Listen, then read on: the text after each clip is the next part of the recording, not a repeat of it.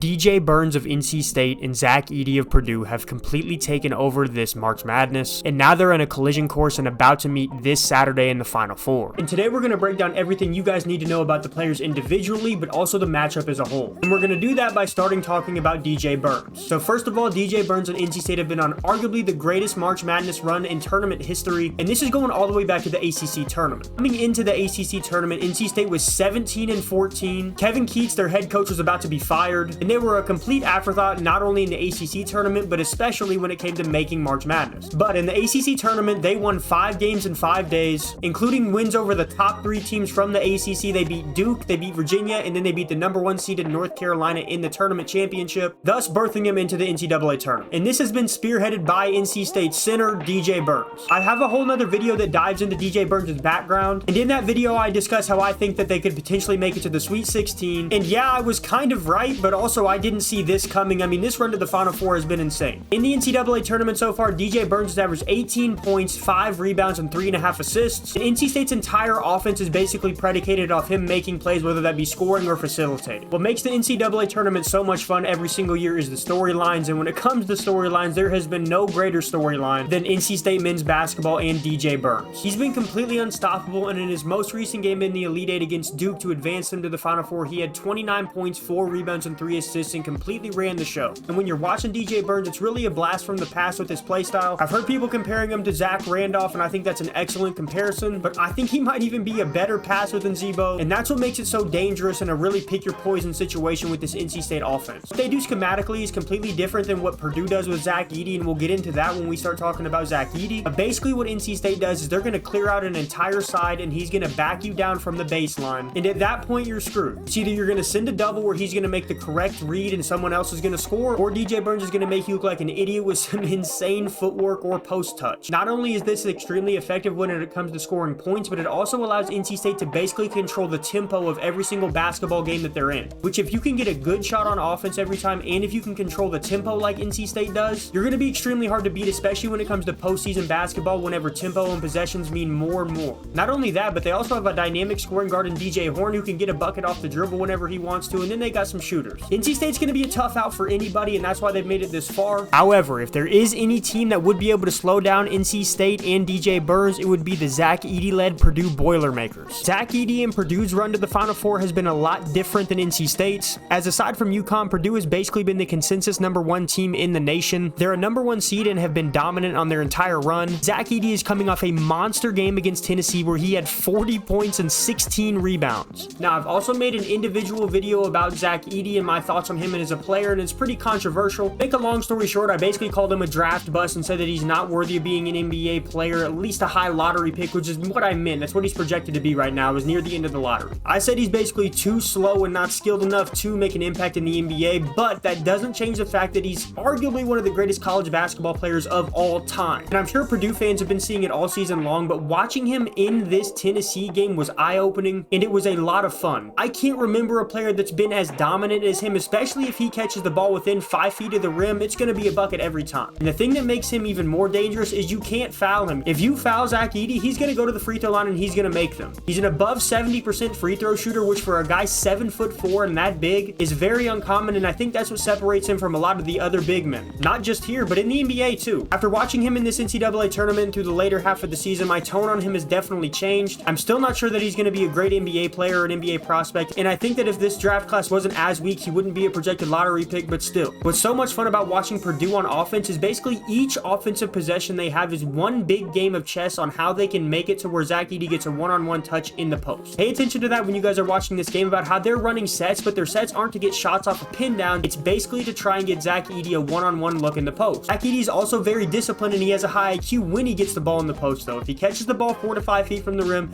he's going to shoot it, and he's basically unstoppable. But if he does get pushed out a little bit, he's not going to force a move or try and force a shot. He's just going to kick it back out. They're going to run a set till they give a better look. The question that I think is going to decide who wins this game, though, is this. Will DJ Burns be able to score on Zack Edey? Zack Edey's going to be able to score on pretty much anyone he wants, so you can basically chalk him up in the book for 30 points and 20 rebounds. My worry for DJ Burns, though, is that he's not going to be able to get those little hooks and those little touch shots off against Edey. Yes, he's able to get them off against 6'11" to 7' guys, but man, 7'4" with Zack Edey and how strong and disciplined he is, that's going to be a different monster. I also think a separator in this game could could be conditioning. For example, DJ Burns only plays about 23 to 24 minutes a game, and that stayed pretty consistent throughout the NCAA tournament. When Purdue's Zack Edey, even though he is 7'4" and 300 plus pounds, he doesn't come out, dude. I think he was out for 33 seconds in the game against Tennessee. I mean, it seems like this guy doesn't get tired. If NC State with DJ Horn and DJ Burns is able to drag Zack Edey out through pick and rolls, then they might have a chance. But isn't that what every team has tried to do against Purdue, and it hasn't worked out very well? I don't know. Personally, I'm super excited to see the matchup. Let me know what you guys think down in the comments of who is going to win that matchup and why. But I just want to say thank you guys so much for the support, and I'll see you guys soon.